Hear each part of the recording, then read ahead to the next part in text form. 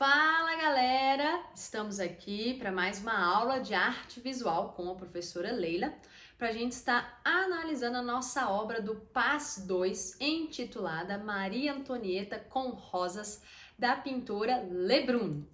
Essa obra ela vai ser feita em 1783 e ela é um óleo sobre tela. Agora, galera, quem foi Maria Antonieta? Que ela está no título da nossa obra. Se você pensou e respondeu uma rainha francesa, você acertou. Agora, vamos falar um pouquinho sobre a vida de Maria Antonieta? Vamos conhecer um pouquinho mais sobre ela? Então, primeiramente, Maria Antonieta é o nome que ela é conhecida, mas seu nome de nascença é Maria Antônia Josefa Joana de Habsburgo-Lorena. Ela vai ser a 15ª filha do casal de imperadores da nossa Áustria, certo? O senhor Francisco I com Maria Teresa. Tranquilo? Interessante que nós temos aí que Francisco vai falecer um pouco jovem e quem vai exercer mais o poder e a governança vai ser Maria Teresa, ok?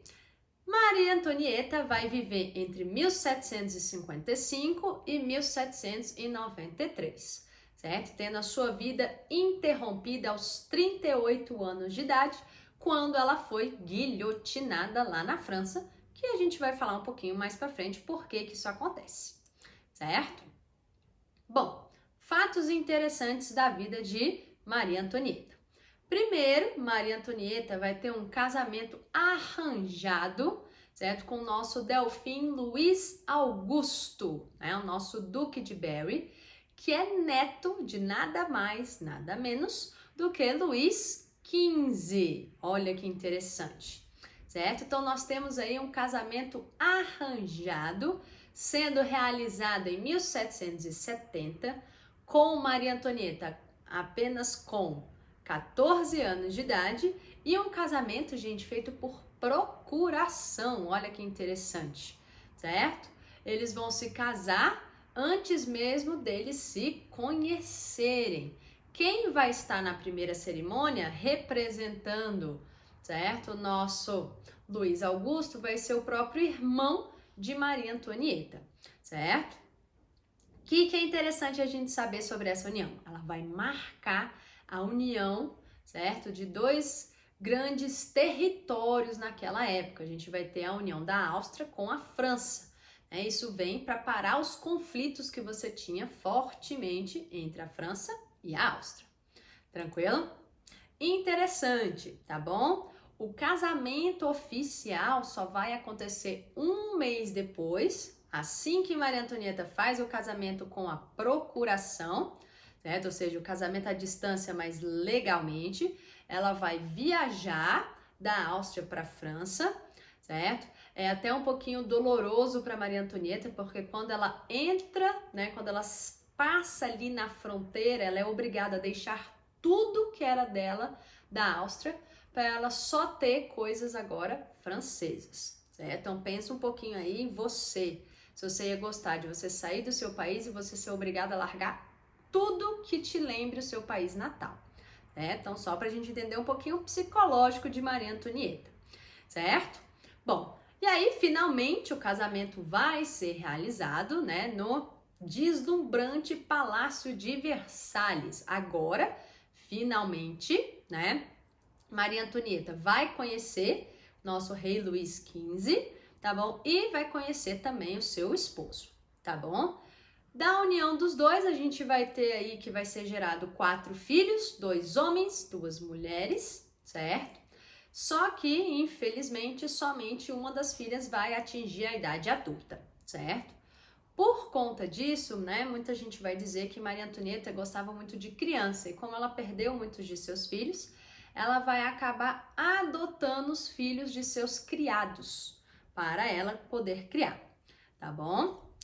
Coloco aí agora pra gente um parênteses aí, só pra gente ter uma noção do que é esse luxo, do que é esse deslumbre do Palácio de Versalhes, na França. Pra gente entender um pouquinho, certo? Quem foi Maria Antonieta, a gente precisa ter essa visualidade do que é o Palácio de Versalhes. Então ali eu coloco uma foto para você e eu vou trazendo alguns zooms aí para a gente ter uma noção, né? Caso a gente nunca viu ou se a gente viu, fique aí como uma memória, tá bom? Então, essa foto, né? Ela não pega a extensão toda, tá bom? Ela tá pegando a extensão do palácio principal, certo? A gente tem que lembrar que o rei, né? Ele vai, não o rei de Maria Antonieta, ok? Mas o antigo rei, ele vai mandar construir outro palácio para sua amante, que era algo muito comum na corte francesa, você ter amantes oficiais, né? E aí a ligação entre o Palácio de Versalhes mais o Palácio da Amante era feito por um longo, imenso jardim, certo? Então nessa foto ele mostra só um pedacinho do jardim para você. Nessa foto aí, galera, vou te dar o zoom agora para o nosso portão de entrada, que é onde tem essas várias pessoas ali se aproximando. A gente chega ali, ó, no nosso portão, para a gente ter uma ideia dessa ideia de riqueza, de deslumbre, ok? De ostentação. Gente, ostentação é a palavra da nossa aula de hoje, ok? Você tem que, ó, memorizar, você tem que fixar essa palavra aí, tá bom? Olha aí, né, a altura, né, a gente tem 2 andares no nosso palácio, os aposentos eram interligados um no outro, né, cheios de quadros, cheios de vidros, de lustres, porcelanas, que mais? Pratarias, gente, é muita riqueza mesmo da nossa corte francesa, tá bom? Uma habitação muito chique. Certo? E aí, um pouquinho do que era o jardim. Interessante você pensar o seguinte, tá? Aqui a gente tem uma ideia já de design para você no seu jardim, né? De você ali pensar e arquitetar um desenho para o jardim, para mostrar mais luxo e mais ostentação. Lembre, nossas palavras-chave aí. Voltando um pouquinho, tá? Aqui a gente tem que a sala dos espelhos, que é a sala mais famosa que a gente tem aí dentro do Palácio de Versalhes, né? Que era onde eram realizados os grandes bailes, os casamentos, as festas, tá bom? Então ele tinha aí essas vãos enormes com espelhos para aumentar, né, a sensação aí da sua sala, tá bom? Bom, mas vamos voltar agora para a biografia de Maria Antonieta. Agora a gente já tem uma noção de onde ela vivia, de onde o rei vivia, certo? De como que era você ser um francês da corte naquela época, morar neste lugar, tá bom? Bom, em 1774, o nosso rei, certo, Luís XV, ele vai falecer por conta aí de varíola, certo, de uma doença, e aí automaticamente a gente tem que Maria Antonieta e o nosso Luís Augusto se tornam os grandes soberanos franceses, certo? E aí ele acaba sendo coroado como Luís XVI, tá bom? Como mostra aí na pintura que eu coloco para vocês, para a gente ter uma noção aí de quem foi essa pessoa, tá? Interessante a gente pensar o seguinte, Maria Antonieta, ela vai sofrer muito, certo? Até a gente ter a coroação do rei, ela vai sofrer bastante, né? Ela vai ser considerada, né? Vai ser apelidada de austríaca e de uma maneira ofensiva, porque ela não se encaixava muito bem com a maneira como funcionava a corte francesa, certo? Ela era contra essa ideia de ter amantes, porque Maria Antonieta era extremamente puritana, né? Ela vai sofrer muito, até a ascensão, né, do trono. Quando ela se torna rainha, aí ela começa a poder curtir e a fazer as coisas do jeito dela. E aí Maria Antonieta vai começar a esbanjar luxo, esbanjar dinheiro. E o que é interessante é que o seu marido, né, o nosso Luís XVI, ele vai dar tudo o que ela queria. Então, né, Maria Antonieta gostava de atuar, então ele monta um teatro para ela poder atuar. Ela vai atuar peças, né, que eram proibidas, ou seja, Maria Antonieta vai obrigar o rei a poder liberar várias peças francesas da época, interessantíssima aí para a história do teatro, certo? Ela vai adorar jogar. Então, ele vai montar uma sala especial dentro do Palácio de Versalhes que vai se transformar no cassino para Maria Antonieta, né? Então, ela gostava muito de jogar cartas, ela gostava muito de moda, né? Então, de vestes deslumbrantes, enfim, ela gostava de curtir, certo? Temos algumas teorias que muita gente dizia que ela era muito snob e tem teorias que dizem que ela era extremamente amável e doce. Certo? Aí fica aí na nossa memória, né? Ou na nossa, né? Vai depender aí da biografia que a gente vai estar utilizando, certo? Mais interessante a gente pensar que nas peças Maria Antonieta sempre gostava de fazer o papel da criada, o papel da serva, o papel da camponesa, ou seja, ela gostava de se colocar no papel dos humildes. Acho que isso nos informa muito sobre a personalidade dela.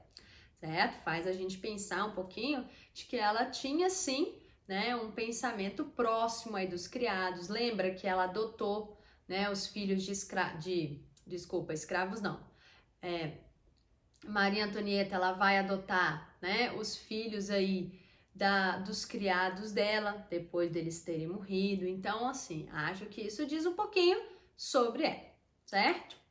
Bom, aí o que acontece? Vamos agora para alguns eventos históricos que vão interferir na vida de Maria Antonieta, tá bom? A gente vai ter, né, que os franceses, eles vão auxiliar os americanos, né, na busca pela independência, certo? Que vai acontecer ali no final de 1700, né?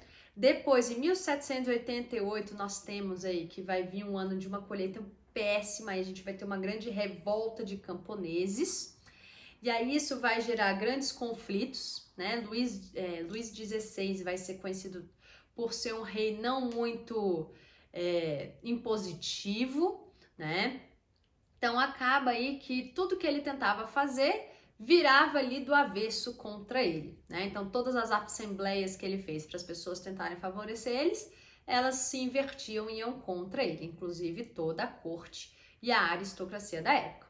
E aí, com isso, a gente tem instaurado o início da Revolução Francesa, que é um conteúdo importantíssimo para a nossa segunda etapa, tá bom? Então, observem que dei todo o contexto da nossa Maria Antonieta, mas é interessante a gente salientar que o ponto que eles vão trazer para você, com certeza, vai ser colocar essa imagem e puxar o gancho para falar sobre a Revolução Francesa, a queda da Bastilha, né? Toda a mudança aí, né? Maria Antonieta e Luís XVI sendo expulsos do Palácio de Versalhes, sendo forçados a voltar para a capital, para Paris, certo? E todos aqueles conflitos que, né, vão acabar finalizando com, né, a decapitação e a morte aí, tanto de Luís XVI quanto de Maria Antonieta, certo? A gente tem que tomar um pouquinho de cuidado com aquela célebre frase, né, que diz que Maria Antonieta chegou no balcão da varanda do Palácio de Versalhes e falou para todo mundo, né, quando eles invadiram o palácio, né, se vocês não têm pão, comam brioches, certo? Muitos livros vão afirmar que Maria Antonieta disse, mas alguns teóricos, né, vão analisar também, dizer que no fundo ela não falou isso, que na verdade, né, eles usaram isso daí como um símbolo, né, porque Maria Antonieta esbanjava muito dinheiro enquanto tinha muita gente passando fome e sofrendo as consequências dos conflitos, das guerras e da péssima colheita. Tranquilo? Mais informações, aí vocês vão para a aula de história de vocês, para estudar e analisar a Revolução Francesa. Tranquilo? Vamos voltar então para a nossa obra, certo? Nós já acabamos respondendo essa pergunta, né? Então, o nosso grande contexto histórico aí é a Revolução Francesa, tá bom?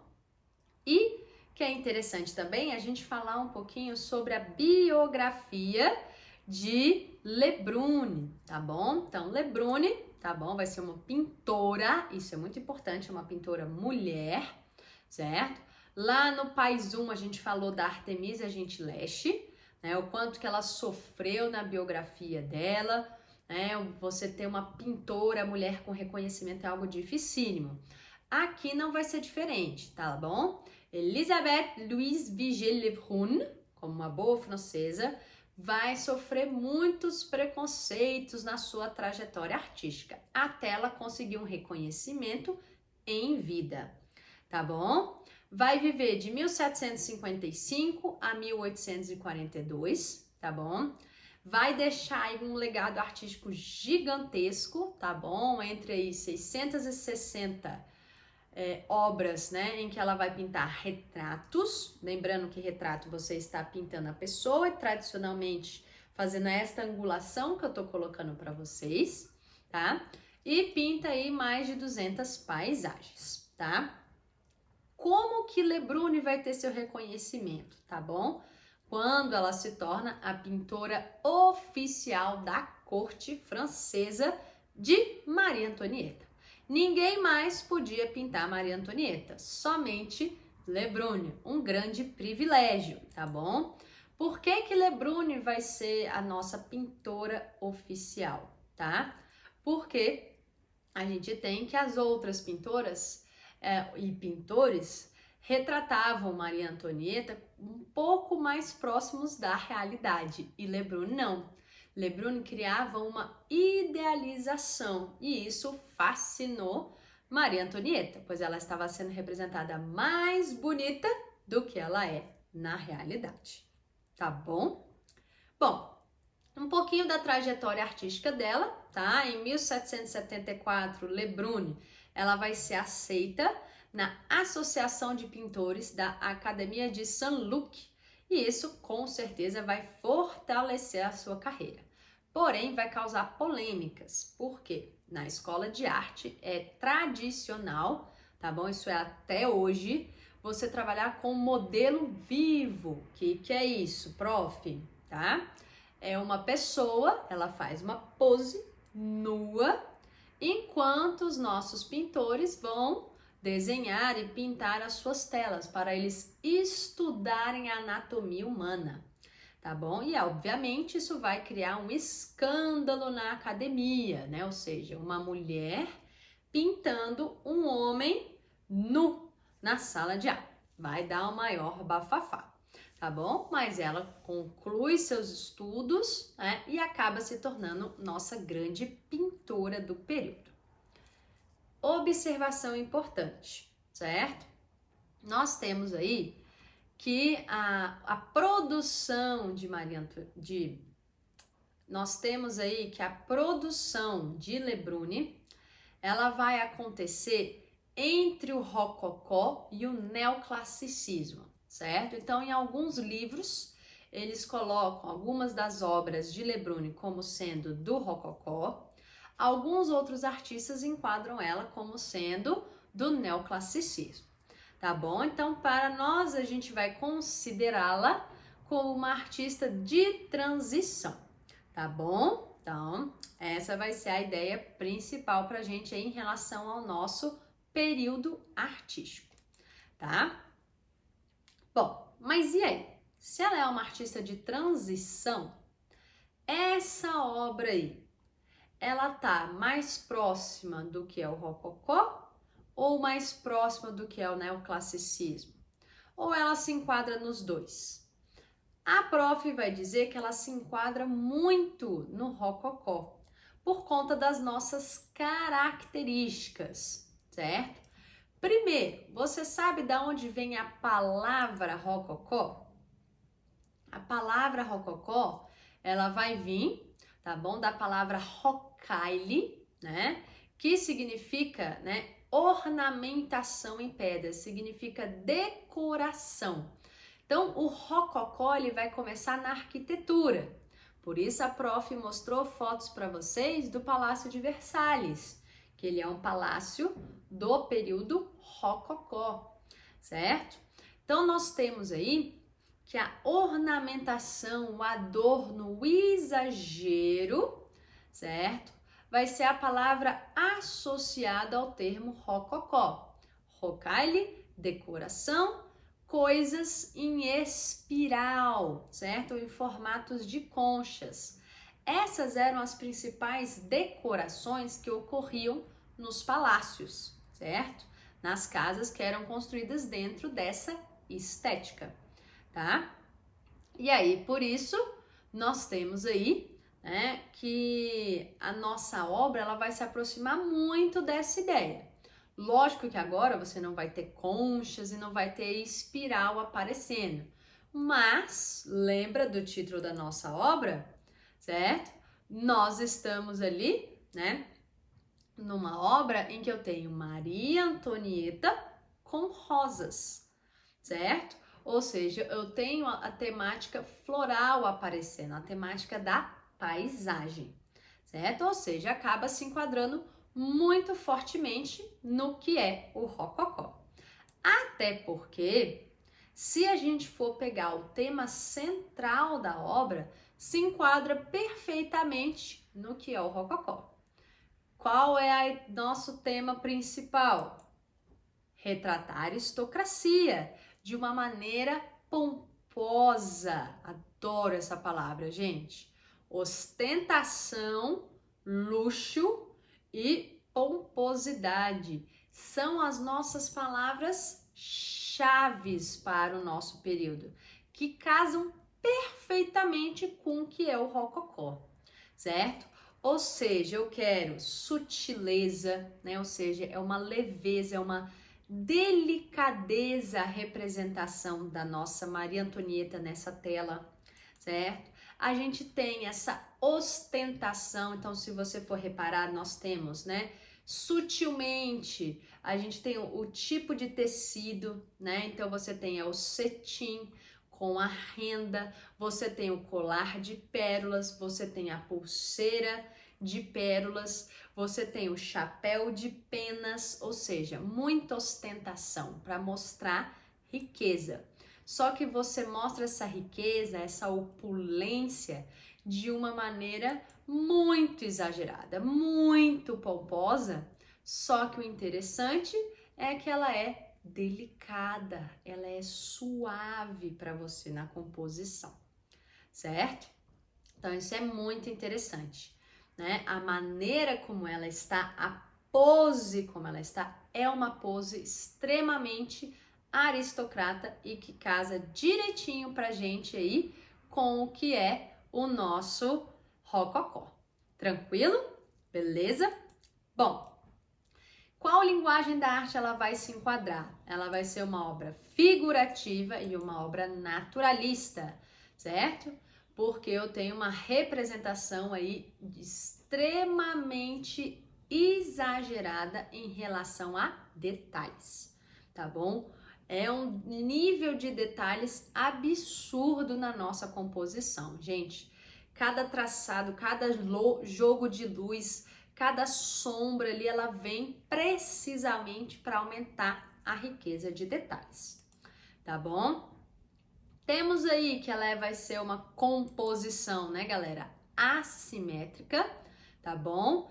Porque eu tenho a árvore fazendo o peso pra gente aí num canto da obra, enquanto do outro lado você tem um vão, né? Então, você acaba desbalanceando aí a sua obra, tá bom?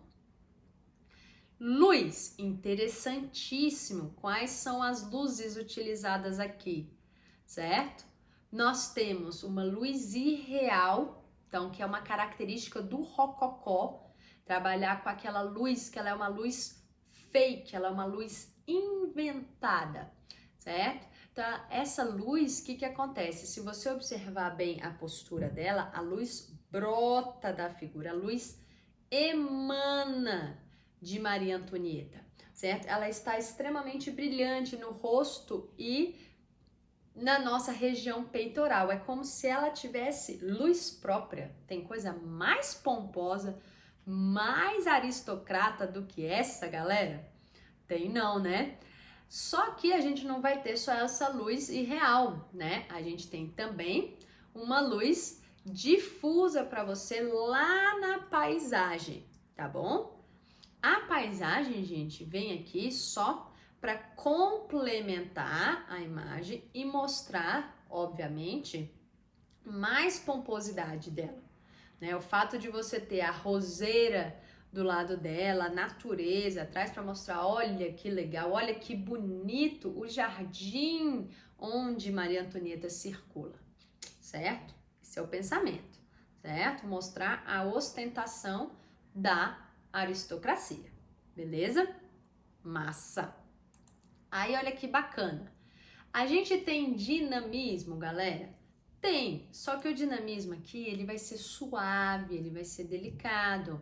Você tem o drapeado no tecido, que ele vai descendo suavemente. Você tem a árvore que está em diagonal, certo? Mas é tudo muito delicado, né? Muito sutil o tempo todo, tá? Agora, e a perspectiva? Lembra lá, galera? Qual é a perspectiva? Eu tenho 3 planos da composição visual. Ela tá no primeiro plano, a árvore tá no segundo e a paisagem tá no terceiro. Então, a gente tem perspectiva. Agora, qual tipo de perspectiva?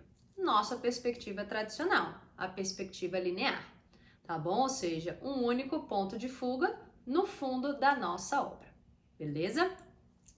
Bom, agora é interessante. A perspectiva não é algo tão interessante nessa obra como o meu ponto focal, certo? Qual é o ponto focal dessa obra? Tá bom? Vocês pararam para pensar? Ou seja, o que dá destaque? Lembra que a gente já falou disso na nossa aula lá no YouTube, lá no Instagram, certo? O que é o que te chama mais atenção? Galera, com certeza é Maria Antonieta que dá destaque, certo? Ela está no primeiro plano, ela tem uma luz irreal sobre ela e ela está no centro da sua obra, certo? No centro do primeiro plano. Então, ela é a primeira coisa que você olha, porque ela está brilhando, está no centro e, né, ela tá ali no nosso primeiro plano, beleza? Qual é o segundo ponto focal da nossa obra? Nosso segundo ponto focal é a rosa que tá na mão dela. Professora, mas como assim a rosa? Gente, lembra, quando a gente está falando de ponto focal, a gente está falando da teoria de contraste, certo? Então, o centro, obviamente, é um ponto focal, por isso ela está lá. Luz é o segundo, por isso que ela entra de novo. E agora a gente vai falar de cor, certo? Então, a gente tem a rosa e um fundo azul, ou seja, um fundo sombrio com um rosa delicado destacando, ok? Então, a rosa também é um ponto focal da nossa obra, beleza? Interessante, galera. Lembrem, tá bom? Muito exagero, muita pomposidade, muita ostentação. Essas são as nossas palavras-chave para análise desta nossa obra, tá bom? Espero que tenham gostado. Hoje nós ficamos por aí. E lembrem que a gente vai postando à medida aí que a semana vai acontecendo, a gente vai postando mais aulas aí para vocês, tá bom? Beijos grandes para vocês e tchau, tchau!